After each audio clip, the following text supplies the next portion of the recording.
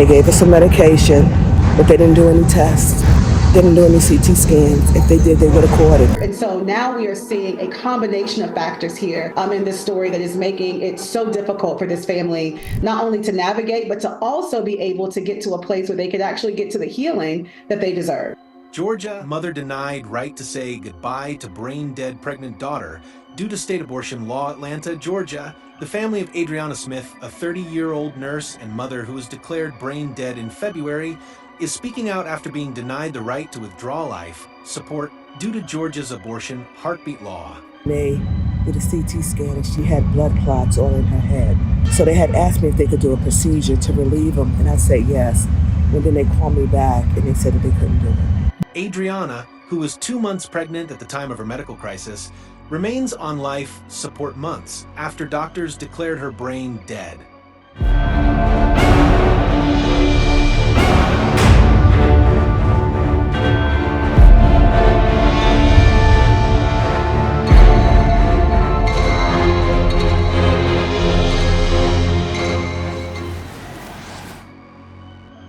She was gasping for air in her sleep, gargling. More than likely it was blood. She was taken to Emory, Decatur, and then she was transferred here. Her family has been informed by hospital officials that the presence of a fetal heartbeat prevents them from making end-of-life decisions for her. She's pregnant with my grandson, but my grandson may be blind, may not be able to walk, wheelchair-bound. We don't know if he'll live once she has him. April Newkirk, Adriana's mother, says she has been left without any legal authority to act in her daughter's or grandchild's interest. My daughter is gone, she stated, but we can't grieve or say goodbye because the state has claimed control over her body. Advocates and medical ethicists say Georgia's abortion law HB 481 does not account for rare medical scenarios like brain death in pregnant patients. Doug, I'm thankful that the hospital recognized the full value of the small human life that's living inside of this tragically dying young mother. Mindful of the agony of this young mother's family. Experts warn the law leaves families and providers in an impossible legal limbo. The Smith family is now calling on state legislators to create legal exceptions for brain death and restore the rights of families to make compassionate decisions. It should have been left up to the family because I'm in my 50s, her dad is in his 50s, so we're going to have the responsibility with her partner to raise her sons, you know? And I'm not saying that we would have chose to terminate her pregnancy. What I'm saying is we should have had a choice. We should have had a choice. They are also seeking public support through a GoFundMe campaign.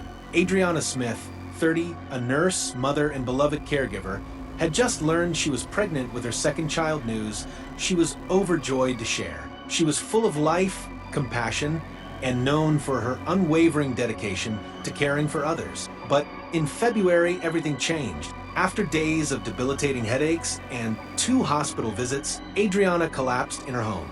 By the time she arrived at Emory University Hospital, it was too late.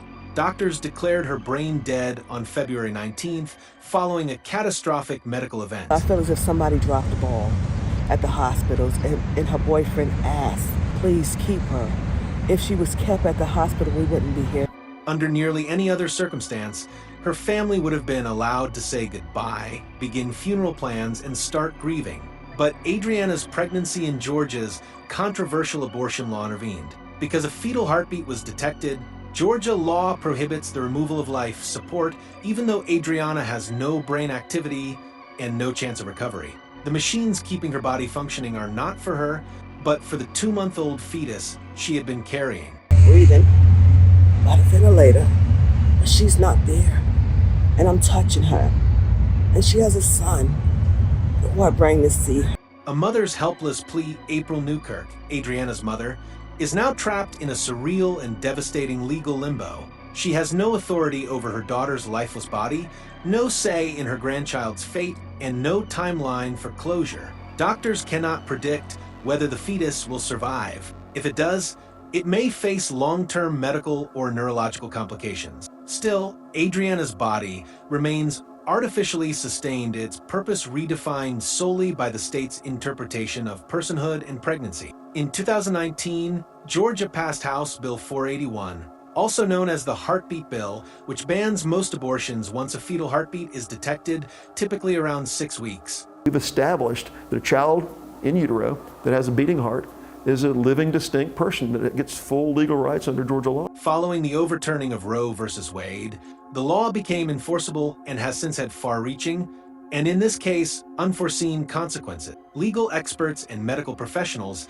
say the law makes no provisions for cases like Adriana's where brain death occurs early in pregnancy. Without legislative clarity, doctors and hospitals fear potential prosecution, forcing families to endure prolonged medical interventions regardless of the patient's prognosis.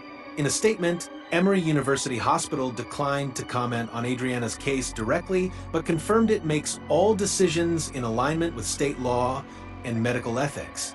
Adriana leaves behind a 7-year-old son who still doesn't fully understand where his mother has gone. Her body lies in a sterile hospital room, organs sustained by machines, her once vibrant voice silenced by a law that prioritizes politics over human complexity. April Newkirk now fights 2 battles: to give her daughter the peace and dignity of rest, and to prepare for the possible birth of a grandchild conceived in joy but carried forward in grief. Adriana Smith's story has sparked renewed national debate about the real-world consequences of rigid abortion laws that fail to account for tragic, medically rare situations. Advocates are calling on Georgia lawmakers to amend HB 481 to include exceptions for cases of brain death and to restore medical discretion to doctors and families, not prosecutors. April continues to share her story publicly, both to raise awareness and to raise funds through a GoFundMe campaign for medical costs, legal guidance, and long-term care should the baby survive.